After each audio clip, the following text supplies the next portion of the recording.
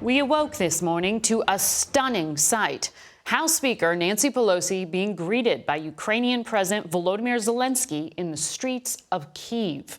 She and 6 other Democrats made a surprise visit to the region to show support and discuss the president's proposed additional $33 billion U.S. aid package to Ukraine. We are here to say to you that we are with you till this fight is over. We'll win, and we'll win together. And we begin today with CBS News foreign correspondent Charlie D'Agata, who has the latest from eastern Ukraine. Good morning, Margaret. This is what's left of an industrial site destroyed by the Russians after learning it was being used as a base by Ukrainian forces. It's just an example of the onslaught facing Ukrainians along the front line.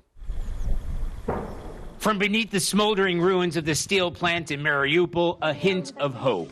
Ukrainian fighters said around 20 women and children made it out of the hundreds of civilians who've been trapped for months.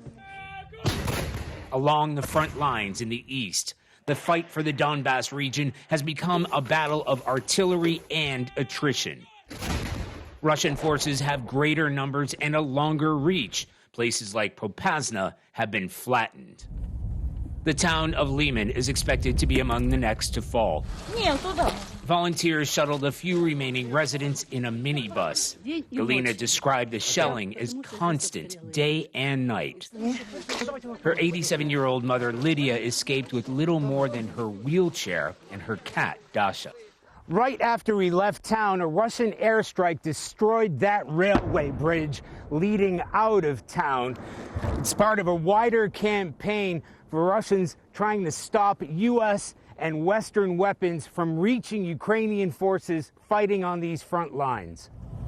And everywhere we've gone, we've found freshly dug defensive positions, fallbacks for retreating Ukrainian forces. It's where we found volunteer Joshua Cropper, an Iraq War Marine veteran from Wasilla, Alaska. It's nothing that I've experienced before. It's a different type of war.